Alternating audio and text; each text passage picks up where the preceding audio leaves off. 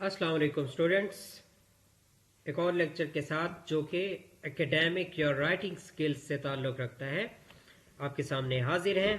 तो आज हमने पढ़ना है एसे राइटिंग के बारे में कि एसे को किस तरीके से लिखना चाहिए। तो इस सिलसिले में चूँकि ये लेक्चर थोड़ा लेंथी था, हमने इस टॉपिक को जो है दो पार्ट्स में डिवाइड किया है। आज जो है हम इसका फर्स्ट पार्ट डिलीवर करने जा रहे हैं आउट ऑफ ऐसे राइटिंग का, और इसके फ़ौरन बाद जो है हम नेक्स्ट लेक्चर जो आपके सामने डिलीवर करेंगे और आपको प्रोवाइड करेंगे वो होगा इसी ऐसे राइटिंग से मुतालिक, लेकिन उसका सेकंड पार्ट होगा।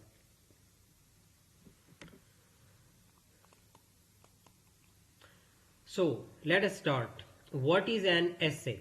सबसे पहले तो एसे के कंसेप्ट बेसिक हमें पता चलना चाहिए।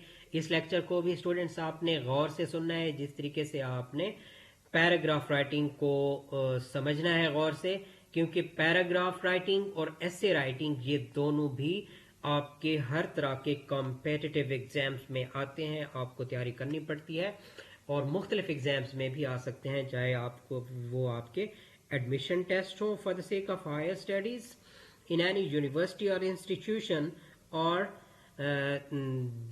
those kind of tests may be of the to seek any job after appearing in public service commission exams or PMS or CSS exams. तो PMS और CSS के बारे में तो स्टूडेंट्स आपको बताता चलूँ कि वहाँ तो एक पूरा पेपर एसे राइटिंग का होता है जो 100 मार्क्स का होता है, और उसको आप उसमें आपको एक अच्छा और वेल डेवलप्ड और मीनिंगफुल और वेल कनेक्टेड जो है ऐसे लिखना पड़ना होता है, with proof and logical development के साथ जो लिखा गया हो। तो ऐसे आपको आर्ट जो है इसकी स्किल अच्छे तरीके से समझनी चाहिए कि इसको किस तरीके से प्रैक्टिस किया जाता है, इसकी एक्सरसाइज की जाती है, और ये one of the difficult papers count किया जाता है CSS और PMS में। The word essay is defined as a literary composition on any subject, यानी जबानदानी के लिहाज से, अदबी लिहाज से किसी भी मौजू के ऊपर जब आप एक चीज लिखते हैं, कंपोज करने का मतलब है रिटन इंग्लिश में कोई चीज लिखना, तो वो आप जब लिखते हैं तो वो आपका एसे कहलाता है। और ये कंपोजिशन किस तरीके से हो सकती है? प्रोज के लिए भी हो सकती है और शॉर्ट फॉर्म में भी हो सकती है, यानी ज्यादा लेंथी भी हो सकती है और कदरे कम भी हो सकती है। It is written composition and expresses personal opinion और gives information on any subject.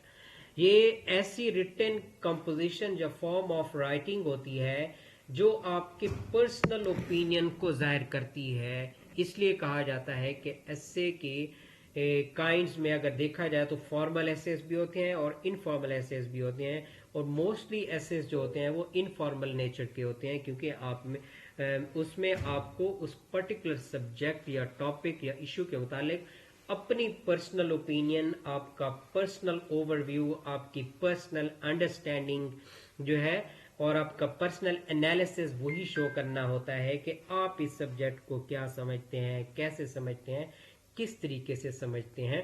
तो ये आपकी बेसिकली पर्सनल ओपिनियन होती है एसे के अंदर। और gives information on any subject, या फिर ये होता है कि आप इसमें जो है मुख्तलिफ चीज़ों के ऊपर अपनी राय जो है वो दे रहे होते हैं।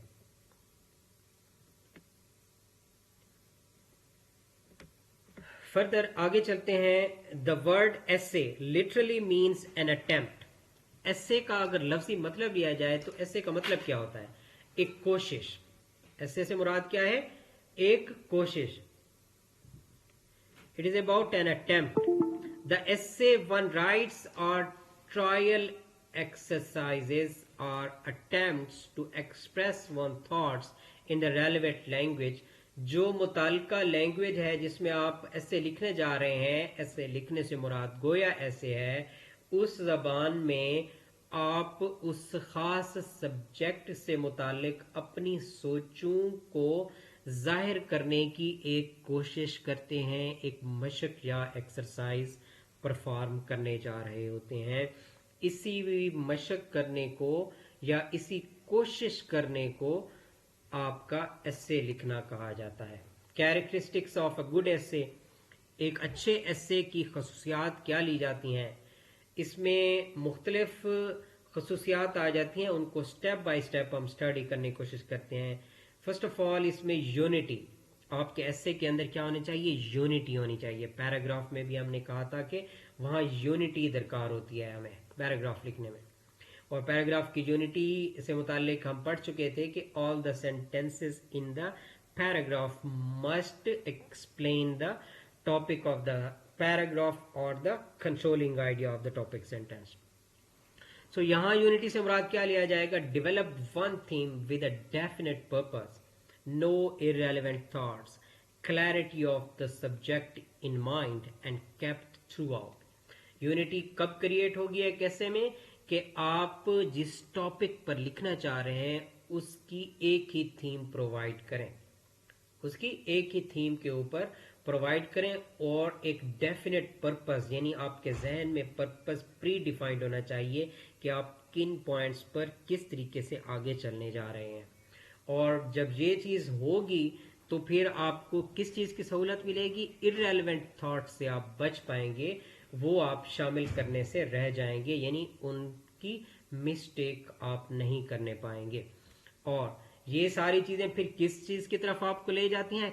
Clarity of subject in mind, आपके माइंड में सब्जेक्ट क्लियर होता है कि आपने किस चीज को डील करना है, किस चीज को डील नहीं करना while writing, and kept through out. और इस क्लैरिटी ऑफ माइंड को फिर आप एंड तक लेकर चले जाते हैं जब तक कि आपका ऐसे कंक्लूड नहीं हो जाता।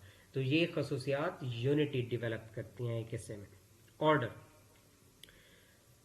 Order certain ordered line of thought and definite conclusion। इसमें ये होता है कि आपकी लाइन ऑफ थॉट जो होती है उसमें ऑर्डर होता है। लाइन ऑफ थॉट में ऑर्डर से मुराद क्या लिया जाएगा?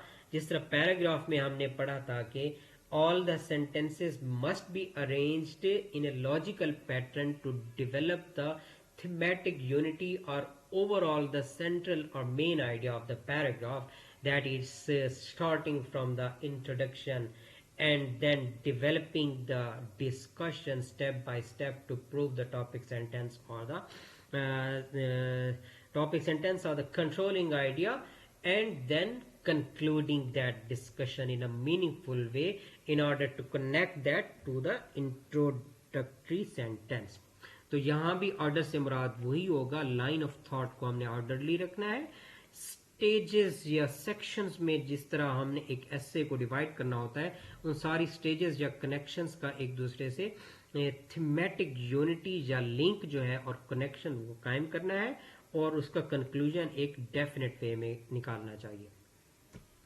It needs unity of treatment together with the unity of subject. वही बात है कि ट्रीटमेंट की यूनिटी भी होनी चाहिए, यानी जिस चीज को हम ट्रीट कर रहे हैं, लिख रहे हैं, डिफरेंट सेक्शंस में डिवाइड करते हुए और डिफरेंट पैराग्राफ्स लिखते हुए, और साथ साथ सब्जेक्ट आइडिया या थीम जो है उसकी यूनिटी भी बरकरार रखनी चाहिए। Brevity, brevity, it depends a good deal on nature of the subject and examination question.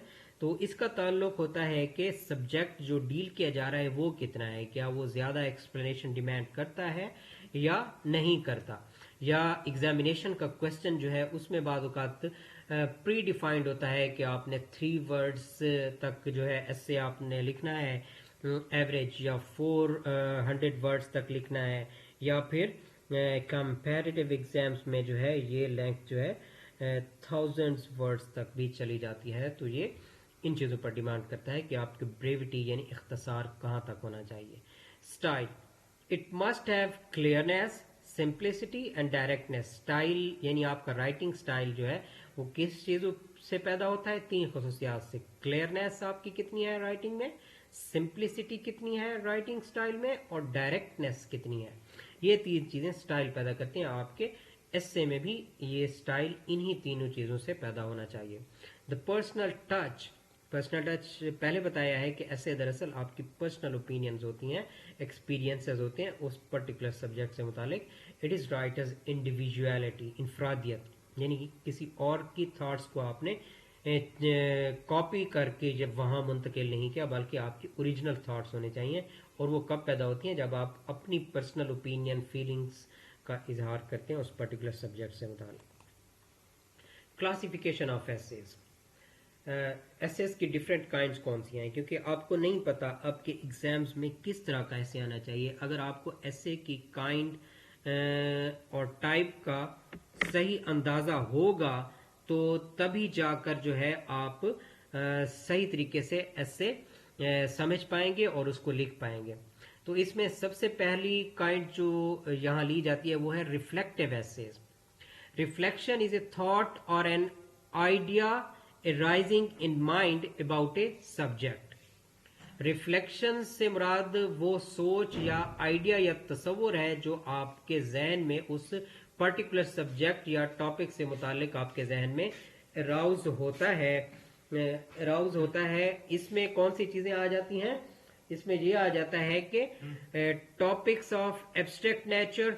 Reflective ऐसे में कौन से आ जाते हैं? एब्स्ट्रैक्ट नेचर के टॉपिक्स आ जाते हैं. और उनकी मिसाल क्या ली जाती है? मिसाल के तौर पर ऐसा हो गया, हीरोइज्म के मुतालिक एक ऐसे लिखें, पैट्रियटिज्म के मुतालिक लिखें. अब ये पैट्रियटिज्म और हीरोइज्म ऐसे टॉपिक्स हैं जो एब्स्ट्रैक्ट नेचर के हैं, जिनका मादी दुनिया से या कंक्रीट वर्ल्ड से ताल्लुक नहीं है. तो इस तरह के मौज़ूआत आ सकते हैं. और social, political and domestic topics भी रिफ्लेक्टिव एसे का हिस्सा होते हैं. फॉर एग्जांपल डेमोक्रेसी हो गया, एजुकेशन के ऊपर ऐसे लिखें, पॉवर्टी के ऊपर ऐसे लिखें. तो ये सोशो पॉलिटिकल और डोमेस्टिक टॉपिक्स हैं, तो ये भी रिफ्लेक्टिव एसेस की कैटेगरी में आते हैं.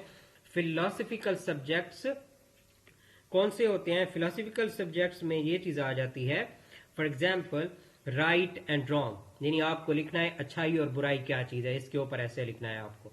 द मीनिंग ऑफ यूनिवर्स, इस कायनात का मतलब क्या है, ये जो कायनात या यूनिवर्स है इसका मतलब क्या है. तो ये फिलोसफिकल आ जाते हैं, क्योंकि फलसफियाना बहस व मुबाहिसा होता है ऐसे टॉपिक्स में. उसके बाद रिलीजियस एंड थियोलॉजिकल टॉपिक्स वो भी आ सकते हैं इसमें. इम्पोर्टेंस एंड अब ऐसे रिफ्लेक्टिव एसेस को आपको डील करते हुए उनके अंदर मटेरियल किस तरह का प्रोवाइड करना चाहिए, लॉजिक किन बेसिस पर आपको डेवलप करनी है. उसमें यह है कि आप इम्पोर्टेंस उन सब्जेक्ट्स या टॉपिक्स की गिनवा सकते हैं, उनकी एडवांटेजेस के ऊपर लिख सकते हैं पॉइंट्स, रिस्क्स और डिसएडवांटेजेस कौन सी इन्वॉल्व हैं उस पर्टिकुलर इशू के मुतालिक. कोट स्टोरीज आप उसके अंदर इंक्लूड कर सकते हैं, fables, literary and historical references आप दे सकते हैं ऐसे लिखते हुए.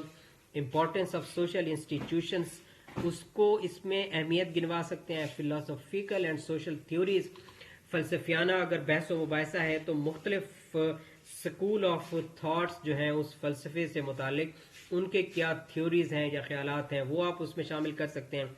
Reason and support the statement with facts and argument, आप अपनी जो आर्ग्यूमेंट दे रहे हैं उसको सपोर्ट कर सकते हैं या अपने स्टेटमेंट्स को रीजन के साथ. नेक्स्ट कैटेगरी या क्लासिफिकेशन एसेस क्या है? Narrative essays. It is narration, जिसका मतलब है story telling of an event और इवेंट्स. स्टोरी टेलिंग के से अंदाज में आप टॉपिक्स को डील करते हैं जो मुख्तलिफ वाक़यात पर मुश्तमिल होते हैं. If treated as a subject of thought or comment, hence these are more or less reflective essays. अगर सब्जेक्ट ऑफ थॉट या कमेंट के पॉइंट ऑफ व्यू से देखा जाए तो ये करीब करीब रिफ्लेक्टिव एसेज से मिलते जुलते होते हैं. इनके एग्जाम्पल्स ले लेते हैं कि कौन से टॉपिक्स हो सकते हैं. These essays may treat historical stories और legends. For example the age of Umayyads, उमवी दौर हुकूमत का ज़माने के ऊपर लिखें तो ये एक हिस्टोरिकल पैटर्न होगा. स्टोरी टेलिंग की सूरत में हम बताएंगे उसका स्टार्ट कैसे हुआ उमैया का, उसके बाद उसको अरूज कैसे मिला और उसके बाद उसका जवाल कैसे हुआ. तो ये एक स्टोरी का पैटर्न हो जाएगा. उसके बाद बायोग्राफीज इसमें शामिल होती हैं, जैसे life of prophet peace be upon him, पैगंबर सल्लल्लाहु अलैहि वसल्लम की ज़िंदगी के मुतालिक. तो ये भी एक स्टोरी टेलिंग के से अंदाज में आ जाता है. रिफ्लेक्शन थॉट हमें प्रोवाइड करनी पड़ती है. इंसिडेंट्स या वाक़यात हो सकते हैं, जैसे अ फेस्टिवल, एक त्यौहार के ऊपर लिखें. अ स्ट्रीट क्वारल, गली में होने वाली लड़ाई के वाक़ये को पिक्चराइज करें। उसके बाद एन एक्सीडेंट और नेचुरल डिजास्टर, कोई हादसा या कुदरती आफत जैसे अ फ्लड, एन अर्थक्वेक, ये सारे नैरेटिव ऐसे में आ जाते हैं। अ जर्नी और वॉयज, एक सफरनामा या समंदरी सफर हो गया। अ स्टोरी, एक कहानी हो गई। तो ये सारी काइंड्स नैरेटिव एसेज में आ जाती हैं। उसके बाद है जी descriptive essays. It is about the description of some place और थिंग।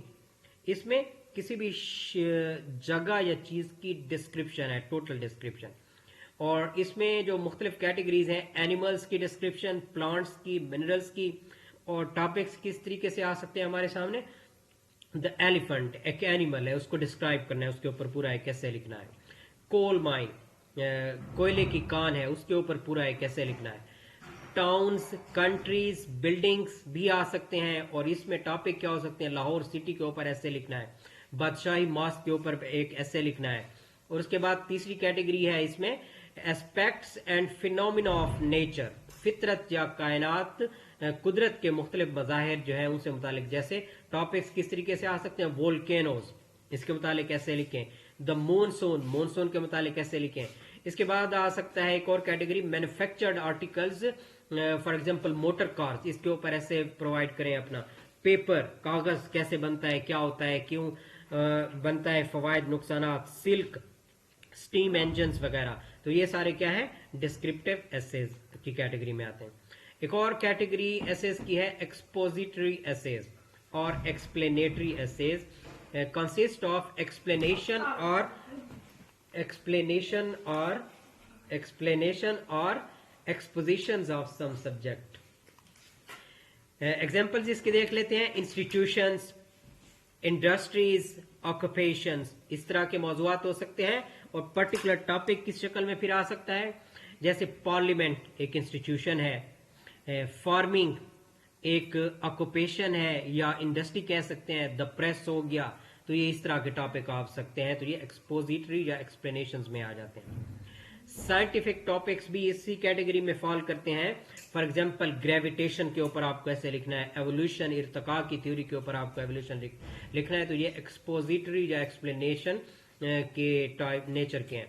लिटरेरी टॉपिक्स में जैसे नेचर ऑफ पोएट्री, शायरी किस नौयत की होती है, प्रोज स्टाइल, तो ये लिटरेरी एसेज आ जाते हैं एक्सप्लेनेटरी में। एक और कैटेगरी है जिनको हम इमेजिनेटिव एसेज कहते हैं। Writer places himself in imagination in position of, writer जो है तसव्वुर में खुद को प्लेस करता है उस जगह के ऊपर जिसकी तसव्वुर के बारे में उसने चीज लिखनी है, तसव्वुर करके। मिसाल के तौर पर टॉपिक किस नेचर का आ सकता है, if I were a king. अब वो राइटर खुद तो किंग नहीं है, लेकिन वो किंग की जगह पर खुद को रख कर फिर उसके ऊपर एक मुकम्मल ऐसे लिखेगा। तो ये इस तरह के ऐसे इमेजिनेटिव ऐसे होते हैं, क्योंकि आपका इमेजिनेशन उसमें इन्वॉल्व हो रहा होता है। The autobiography of a horse, अब एनिमल्स की, हॉर्स जो आप बीती जिसे कहते हैं उर्दू में, तो ये भी इमेजिनेशन पर डिपेंड कर रही होती हैं। इस तरह के एसेस को इमेजिनेटिव एसेस कहा जाता है। तो यहाँ तक स्टूडेंट्स हमारा फर्स्ट पार्ट जो है एसे राइटिंग का कंप्लीट हो जाता है। इसको गौर से समझिए, अच्छे तरीके से सुनिए, और इसका दूसरा पार्ट जो है वो जल्द ही आपके सामने पेश करेंगे, जिसमें हम बताएंगे कि एक एसे की अच्छी खसूसियात कौन सी होती हैं और कंस्ट्रक्शन ऑफ एसे या उसका फॉर्मेट या सैंपल जो है वो किस तरीके से हमें डिवाइस करना चाहिए, डेवलप करना चाहिए। तब तक के लिए